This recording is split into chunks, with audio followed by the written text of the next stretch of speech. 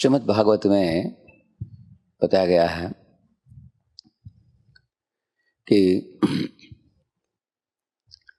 जैसे एक काष्ठ होता है, अगर एक अंधेरे कमरे में एक काष्ठ हो, उससे तुरंत कुछ लाभ नहीं प्राप्त होता, लेकिन अगर काष्ठ से धुआं निकल रहा हो तो थोड़ा क्रिया चालू हो गया है। लेकिन अगर काष्ठ से आग निकल रहा हो तो रोशनी दे सकता है सारे कमरे में। इसी तरह तमोगुण, रजोगुण, सत्वगुण, इन तीनों से तुलना किया गया है। एक काष्ठ और धुआं वाले काष्ठ और आग देने वाले काष्ठ। ऐसे firewood, firewood with smoke, firewood with fire.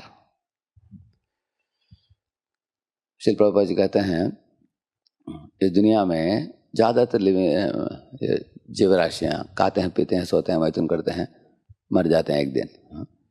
वो एक साधारण काष्ठ के बराबर है। हमारे शरीर को भी एक काष्ठ नहीं तो लकड़ी से तुलना किया है। और जो जीवराशियाँ थोड़ा क्रियाशील होते हैं वो धुआं निकलने वाली काष्ठ से तुलना किया है। लेकिन जो क्रियाशील भी होते हैं, अभी बंदर भी क्रियाशील है, लेकिन वो दूसरों को तकलीफ देता है, वो तंग करता है। इधर इस तरफ भागना, दौड़ना, नहीं तो बड़े बड़े कारखाने बनाना, ये मनुष्य भी करता है, लेकिन उससे अनेक दूसरे जीवों को भी क्लेश प्राप्त होता है। इसलिए क्रिया का मतलब है ऐसे क्रिया नहीं है, ऐसे प्रभुपाद जी बताते हैं रजोगुणी प्रवृत्ति क्रियाएं। लेकिन ऐसे क्रियाएं करनी चाहिए जिससे खुद को भी लाभ, परजीवों के लिए भी कल्याण ऐसे हो। इसलिए भक्ति मार्ग जो है ये बहुत क्रियाशील मार्ग है, जिससे जनता के कल्याण के लिए, भगवान की संतुष्टि के लिए किया हुआ जो कर्म होता है वो ऐसे क्रियाशील होने से वो किसके बराबर है? जिस काष्ठ से आग निकल रहा हो उसके बराबर है। तो वो सत्वगुण में जो व्यक्ति स्थित होकर कार्य करता है वो खुद के लिए भी कल्याण कर सकता है, दूसरों को भी कल्याण कर सकता है। जैसे हम लोग प्रातः काल में निद्रा को छोड़कर उठते हैं, आचार्य की श्री चरण में पढ़ते हैं और भगवान के दर्शन करते हैं, भगवान को झुकते हैं, उनकी कीर्तन, आराधना इत्यादि करते हैं, नाम जप, भागवत की श्रवण इत्यादि। तो ये सब अनेक क्रियाएं हैं हमारे संस्था में। लेकिन ये सब क्रियाएं सत्वगुण में स्थित होकर जो करता है उस व्यक्ति के चित्त को शुद्ध करते हैं और सारी दुनिया को भी कल्याण करते हैं।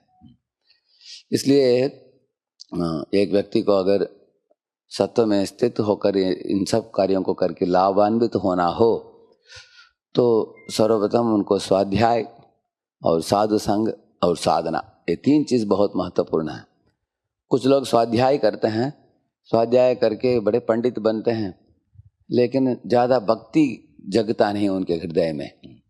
लेकिन स्वाध्याय करके अगर साधु संग करेगा, साथ में आकर संग करते हैं दूसरे वैष्णवों के साथ, तब इनके अहंकार मिट जाता है, सद्गुण जग जाते हैं। और ऐसे सही मनोभावना के साथ अगर कोई साधना करता हो, नाम जप करता हो, भगवान की पूजा आराधना विधियों में जुड़ता हो, ऐसे व्यक्ति के हृदय में प्रेम जग जाता है। इसलिए भगवान की सर्वप्रथम समझावट शास्त्र बताते हैं कि परम ज्योति, और भी निकट जाएगा कोई परम ज्योति की ओर, वो समझेगा सर्वभूत गुहावासम, हर जीव के हृदय में भगवान अंतर्यामी के रूप में विराजमान है। और भी कोई निकट जाएगा उनके भगवंतम अधोक्षजम। भगवंतम का मतलब षडैश्वर्य पूर्ण, अधोक्षजम का मतलब है जो हमारे भौतिक इंद्रियों से परे, ऐसे है। तो इस तरह भगवान जो षडैश्वर्य पूर्ण सुंदर भगवान है, उनको अगर हृदय में हमने जगा लिया, वो काष्ठ से आग को जगाने के बराबर है। क्यों? जो आग को आपने जगाया वो काष्ठ को ही जलाकर राख बना देता है। इस तरह भगवान की प्रेम जग गया तो हमारे भौतिक शरीर और स्थूल और सूक्ष्म शरीर, इनको वो मिटा देता है और आत्मा परमात्मा का संबंध एकदम प्रबल बन जाता है। तब एक व्यक्ति को पुनर्जन्म नहीं लेना पड़ेगा उसको। तो आत्मा परमात्मा की प्रेम कैसे जगाया जाए? तो नाम जप से और भागवत श्रवण से इस तरह के आग परमात्मा के साथ ही तुलना किया गया है। जैसे काष्ठ के अंदर आग छुपा हुआ है, इस तरह की एक जीव के शरीर के अंदर परमात्मा भी छुपे हुए हैं आत्मा के बाजू में हैं। लेकिन आत्मा परमात्मा के संबंध को हम लोग बोलकर इस दुनिया में भटक रहे हैं।